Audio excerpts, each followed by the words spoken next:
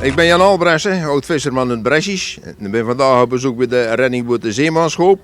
En mag ik kijken of die reddingboot of dat allemaal reilt en zeilt. Die bemanning van die reddingsboot, dat zijn voornamelijk vrijwilligers. En dat is best bijzonder. Die zijn 7 dagen in de week. En 365 dagen heel belangeloos beschikbaar om uit te varen. We hebben nog een vraaggesprek met Marcel van der Nieuwendijk. En met mevrouw Suzanne Hardonk, en die is van de communicatie.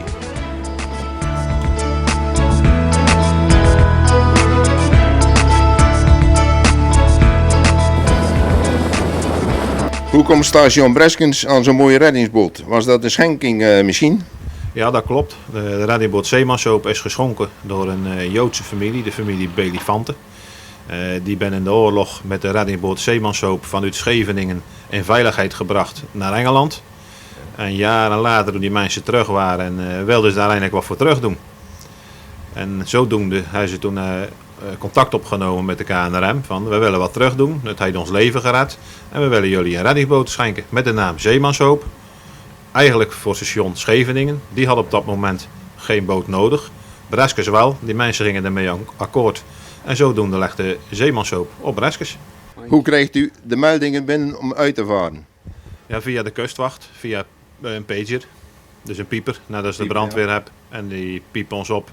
Dan bel je de dienstdoende schipper, die belt de kustwacht op. En dan hoor je wat er aan de hand is. En hoe is het om betrokken te zijn bij een grote reddingsoperatie bij slecht weer? Zoals in december vorig jaar bij de Baltic Ace. Ja, dat is heel bijzonder natuurlijk. Dan worden je schip en bemanning extra op de proef gesteld. Je hoopt daarheen te gaan om mensen te gaan redden. Maar ja, na een tijdje blijkt dat je dus daarheen gaat om dus de mensen nog te vinden. Het belangrijkste is, want ja, er zijn al zoveel uren over. Dan weet je eigenlijk al dat er niemand meer is te redden. Dat je gewoon lichamen mocht gaan bergen. Ja. En dat is best wel heftig. Was er wel brandstofvoorraad genoeg om deel te nemen aan zo'n reddingsactie ver van huis? Ja hoor, de Zeemanshoop heeft 6000 liter brandstof aan boord. En dat is voldoende voor 16 uur volle kracht. 16 uur volle bak. En dat is ongeveer 30 mijl. Nou, 30 maal 16, dan zit je aan 480 mijl hebben brandstof voor. Dus dat is ruim voldoende.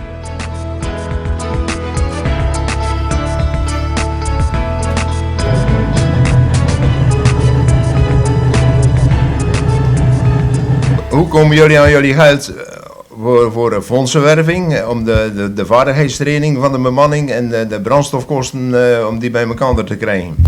Nou, we zijn volledig afhankelijk van giften en donaties. We krijgen niks van de overheid, we krijgen geen overheidssubsidie. En heel veel mensen geven ons geld doordat ze redder en wal zijn en ons jaarlijks een donatie uitgeven. En daarmee bekostigen wij ons station. Oké, en ik heb laatst in de krant gelezen dat je een gift kreeg van 2500 euro van Ronde Tafel van Zeeuws-Vlaanderen. Ja, dat klopt. Zij hebben elk jaar allerlei projecten waarmee ze geld ophalen en dat ze besteden aan goede doelen. En ze vonden ons een heel goed doel omdat wij heel lokaal werken.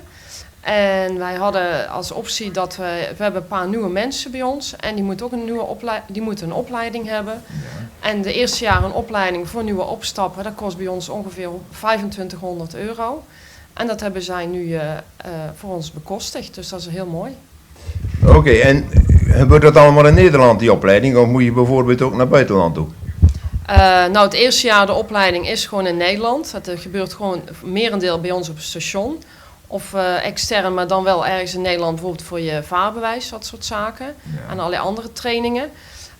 Als iemand bij ons 3 jaar aankomend opstapper is, dan hebben we een externe training in Schotland. Waar ze dan naartoe gaan en waar eigenlijk nog alles eens een keer heel goed doorgenomen wordt. En ook een teambuilding wordt gewerkt. En allerlei zware trainingen met helikopters en reddingboten bijkomt.